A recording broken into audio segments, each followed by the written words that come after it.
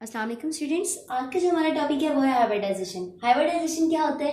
Intermixing of different orbitals having the different energies and different shapes to produce the orbitals having the same energy and same shape. It's mean कि इस process में different energy और different shape के orbitals intermix होते हैं और ऐसे orbitals produce करते हैं जिनकी जो एनर्जी और शेप होती है वो क्या होती है? सेम होती है। इस प्रोसेस को हम कहते हैं हाइब्रिडाइजेशन। हाइब्रिडाइज होना बेसिकली होता यही है कि इंटरमिक्स होना। इंटरमिक्स मीन किसकी? ऑर्बिटल्स की। ऑर्बिटल्स कौन से बॉडी में कौन से यूज होती है? वैलेंस शेल के। तो वैलेंस शेल ऑर्बिटल्स की इंटरमिक्सिंग को हम क्या कहते हैं? हाइब्रिडाइजेशन। अब हम यहाँ पे डेफिनेशन से तो आप लोग इतना क्लियर नहीं हुआ होगा, हम जैसे इसको फर्दर इसके एग्जांपल्स को देखेंगे तो आपको क्लियर होता जाएगा। फॉर एग्जांपल हमारे पास यहाँ पे है कार्बन। कार्बन का एटॉमिक नंबर क्या होता है? 6। 1s2 2s2 2p2। पहले ऑर्बिटल में 2 इलेक्ट्रॉन है, दूसरे में भी 2 हैं, तीसरे में दूसरे ऑर्बिटल के 2p में भी दूसरे शेल के दूसरे ऑर्बिटल 2p में भी 2 इलेक्ट्रॉन है। अगर अब हम इसको क्या करेंगे? p के बेसिकली 3 ऑर्बिटल होती है, px py and pz। px में भी 1 इलेक्ट्रॉन होगा, py में भी 1 इलेक्ट्रॉन होगा, जबकि एम्प्टी ऑर्बिटल जो है वो है 2pz। अब होता क्या है कि हम इस स्टेट में इसे हम कहते हैं कि जो कार्बन है वो डाइवैलेंट है। क्यों? क्योंकि इसके वैलेंस शेल में 2 अनपेयर इलेक्ट्रॉन है। याद रखिएगा, जितने अनपेयर इलेक्ट्रॉन्स वैलेंस शेल में मौजूद होंगे उतने ही कोई एटम बॉन्ड बनाएगा और वही उसकी वैलेंसी होगी और उतने ही वो डोनेट या एक्सेप्ट कर सकता है, बॉन्डिंग में शेयर कर सकता है। अब इस स्टेट को हम इसकी क्या कहते हैं? बेसिकली ग्राउंड स्टेट कहते हैं। कि हमने इसको क्या किया? 2s orbital 2p valence shell, क्योंकि इसका दूसरा है, सेकंड वैलेंस शेल है, तो 2s 2p 2px 2py and 2pc। Basically ये 2p है कंप्लीट। तो p के 3 ऑर्बिटल होते हैं, 2px 2py एंड 2pc। तो 2s में कितने इलेक्ट्रॉन्स हैं? 2। 2px में 1 है, 2py में 1 है। अब होता क्या कि इससे आगे एक्साइटेड स्टेट हम जो लिखते हैं उसमें जो 1 इलेक्ट्रॉन है ग्राउंड स्टेट का वो क्या कर जाता है? एक्साइट कर जाता है 2pz में। इसे हम कहते हैं एक्साइटेड स्टेट। अब इस फॉर्म में हमारे पास जो एक्साइटेशन हुई है 2s से 2pz में, इस फॉर्म में जो कार्बन है वो टेट्रावैलेंट के तौर पे वर्क कर रहा है। क्यों? क्योंकि इसमें 4 अनपेयर इलेक्ट्रॉन्स हैं इसके वैलेंस शेल में, जो कि क्या बना सकते हैं? आगे बॉन्ड बना सकते हैं। तो आगे हम इसको हाइब्रिडाइज स्टेट, क्योंकि अभी भी 2s के 2p के जो ऑर्बिटल्स हैं वो क्या है? डिफरेंट शेप के हैं, क्योंकि s का तो आपको पता है कि स्फेरिकल शेप होती है, ठीक है। जबकि जो p के ऑर्बिटल्स होते हैं 2px 2py 2pz, इनके जो डम्बल शेप होती है। तो ये अभी भी क्या है? डिफरेंट एनर्जी और डिफरेंट शेप के ऑर्बिटल्स हैं, क्योंकि हर ऑर्बिटल की जो एनर्जी और शेप होती है वो डिफरेंट होती है। अब ये क्या करेंगे? एक दूसरे से इंटरमिक्स होंगे और ऐसे ऑर्बिटल्स प्रोड्यूस करेंगे जिनकी जो एनर्जीज है वो भी सेम होगी और जिनकी जो शेप है वो भी क्या होगी? सेम होगी।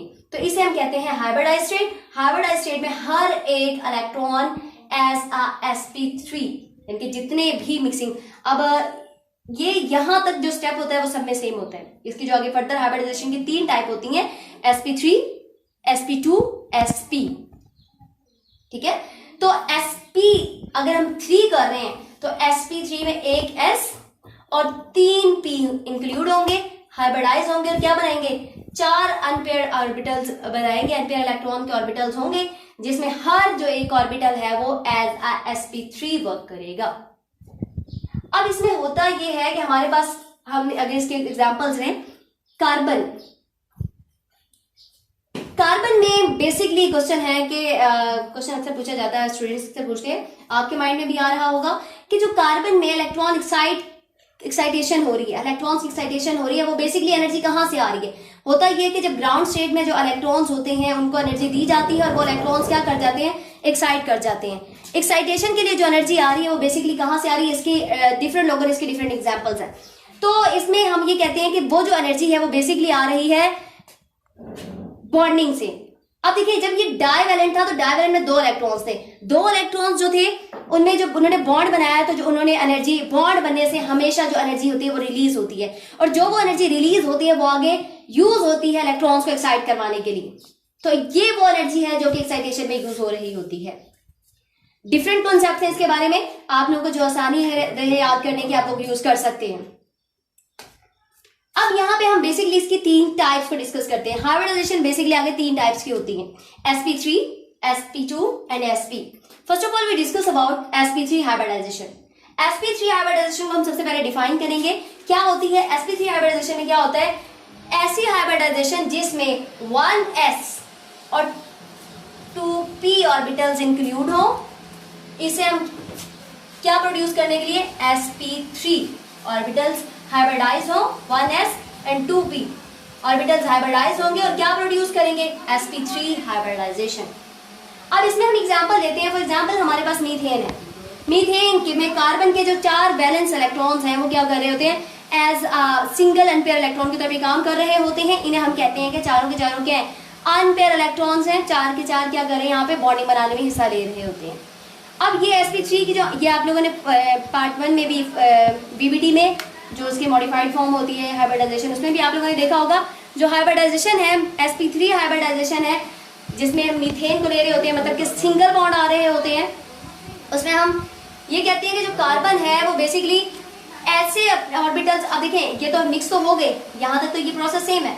अब इसको हम इससे बाद अक्सर बच्चे ये सोचते हैं कि हाइब्रिडाइजेशन बहुत डिफिकल्ट है। क्या वजह है कि हम sp3 तक तो बना लेते हैं, बाद में ये कैसे पता चलता है कि हम ऑर्बिटल्स को किस तरह से ड्रॉ करते हैं। देखें ऑर्बिटल्स को इस तरह से हमने ड्रॉ करना होता है कि वो मैक्सिमम डिस्टेंस पे हो ताकि जो रिपल्शन है वो मिनिमम हो, ताकि जो मॉलिक्यूल है वो क्या हो जाए, स्टेबल हो जाए, स्टेबिलिटी गेन कर ले। तो अब होता है कि जो मीथेन है इसमें 4 हाइड्रोजन इसमें अटैच होते हैं, तो इसमें जैसे फैन लाइक स्ट्रक्चर होता है, इसके 3 पर फैन के और ऊपर एक स्ट्रिप, तो वो जो यहाँ पे मुझे टेढ़ा ऑर्बिटल ड्रॉ कर देते हैं, इसका मतलब ये है कि इसकी बैक साइड पे है। देखिए मैं यहाँ पे 3 डायमेंशन तो ड्रॉ नहीं कर सकती, तो इसलिए हम इसको क्या करते हैं, थोड़ा सा टेढ़ा कर देते हैं। तो एक ऑर्बिटल ये हो गया sp3 का, एक ये और एक ये, पहले 3 मैक्सिमम डिस्टेंस पे थे। जो चौथा था जो बैक साइड पे आना था उसे मैंने थोड़ा टेढ़ा करके शो कर दिया, यहाँ पे प्लेन सरफेस है। तो उसके बाद क्या होता है कि यहाँ पे हर एक ऑर्बिटल के साथ आके हाइड्रोजन अटैच होगा। हाइड्रोजन जो अटैच होगा वो किस फॉर्म में होगा और क्या हाइब्रिडाइजेशन बनाएगा, क्योंकि हाइड्रोजन का तो एटॉमिक नंबर 1 ही होता है, हाइड्रोजन का एटॉमिक नंबर 1 होता है, तो इसकी जो इलेक्ट्रॉनिक कन्फिगरेशन होती है वो 1s1 होती है। तो इसकी जो इलेक्ट्रॉनिक कन्फिगरेशन होगी 1s1 और sp3 मिलकर क्या बना देंगे, sp3s, sp3s, sp3s, sp3s। It's mean के कार्बन के साथ आगे 4 हाइड्रोजन एटम सिग्मा बॉन्ड के थ्रू अटैच होंगे। सिग्मा बॉन्ड क्या होता है, जो अभी हम आगे इसमें फर्दर पढ़ेंगे इंशाल्लाह, लेकिन हम इधर यहाँ पे इसको थोड़ा सा देख लेते हैं। सिग्मा बॉन्ड ये होता है जो हेड टू हेड ओवरलैपिंग से बनता है, ठीक है। तो px py जो इनके दरमियान बनता है, px के दरमियान ज्यादातर जो बन रहा होता है उसे हम कहते हैं सिग्मा बॉन्ड। को आगे अल्कीन्स वाले टॉपिक में आएगा। इस तरफ आप लोगों को इतना याद रखना है कि जो कार्बन है वो हाइड्रोजन से 4 सिग्मा बॉन्ड्स बना रहा होता है, तो 4 इसे हम कहते हैं ये मीथेन है। अब इसकी जो शेप होती है उसे क्या कहते हैं, टेट्राहेड्रल है। एंगल 109.5 या 109.28 भी क्या कहा जाता है, कुछ भी कर लें। और अब इसमें हम ये देख रहे होते हैं कि जो sp3 है, sp3 में 25% s करेक्टर है, जबकि p कितना है, 75% है। अब इससे रिलेटेड अक्सर ये क्वेश्चन पूछा जाता है बच्चों कि हमें देखते ही कैसे पता चलेगा कंपाउंड को कि इस कंपाउंड में कौन सी हाइब्रिडाइजेशन है। ये अक्सर एमकैट के क्वेश्चन में भी पूछा जाता है कि कंपाउंड को देख के कैसे पता चलता है कि उसमें हाइब्रिडाइजेशन कौन सी है। तो याद रखिएगा हमेशा जितने उसमें p ऑर्बिटल्स होंगे या जितने सिग्मा बॉन्ड होंगे वो उसकी हाइब्रिडाइजेशन होगी। जैसे कि यहाँ पे हम देख रहे हैं कि यहाँ पे sp3 में एक s और 3 p है, ठीक है। तो 3 इसमें हमारे पास क्या बने, सिग्मा बॉन्ड बने, 4 सिग्मा बॉन्ड बन रहे हैं यहाँ पे। तो सिग्मा बॉन्ड हर एक जो sp3s के थ्रू जुड़ा हुआ है, इसे हम कहते हैं ये कौन से, इसमें सारे सारे सिग्मा बॉन्ड है, तो इसमें ये कौन सी हाइब्रिडाइजेशन होगी, sp3, यानी कि 3 p है, एक s और 3 p, sp3। 4 इसके टोटल सिग्मा बॉन्ड बनेंगे। इसी तरीके से अगर हम इथेन को देखते हैं, इससे हम, तो इथेन में क्या होता है, इथेन में CH3 सिंगल बॉन्ड CH3। अच्छा जी, नेक्स्ट हमारे पास है जैसे कि इथेन में भी सेम यही होता है कि कार्बन एटम sp3s के थ्रू हाइड्रोजन से अटैच है। पहले हमने इसके 4 ऑर्बिटल्स ड्रॉ करने हैं एट मैक्सिमम डिस्टेंस। जब हम इसको मैक्सिमम डिस्टेंस पे चारों ऑर्बिटल्स को ड्रॉ कर लेंगे, उसके बाद हम उसके हाइब्रिडाइजेशन उसके हाइड्रोजन के साथ शो करेंगे। पहले तो हाइब्रिडाइज वो हुए थे, उसकी बॉन्डिंग शो करेंगे हाइड्रोजन के साथ। हाइड्रोजन क्योंकि एक ही होता है, उसमें एक ही एटम होता है, एक ही इलेक्ट्रॉन होता है 1s1, तो हम उसी को इसी तरीके से sps, sp3s, 3 हाइड्रोजन एटम इस तरफ एक कार्बन से, एंड सिंगल बॉन्ड कार्बन और कार्बन की जो आपस में हाइब्रिडाइजेशन होगी वो sp3 होगी। क्यों? क्योंकि कार्बन की भी sp3 है और उसकी भी sp3 है। तो इसे हम बेसिकली कहते हैं सिग्मा बॉन्ड है। कार्बन कार्बन जो डायरेक्टली अटैच हुए में हेड टू हेड ओवरलैपिंग से उसे हम कहते हैं सिग्मा बॉन्ड। इसी तरीके से दूसरे कार्बन आइटम में भी तीनों जो हाइड्रोजन आइटम है वो sp3s के थ्रू जुड़े हुए होते हैं। तो ये स्ट्रक्चर है इथेन का और वो स्ट्रक्चर था हमारे पास मीथेन का। इंशाल्लाह नेक्स्ट लेक्चर में हम पढ़ेंगे sp1 and sp2।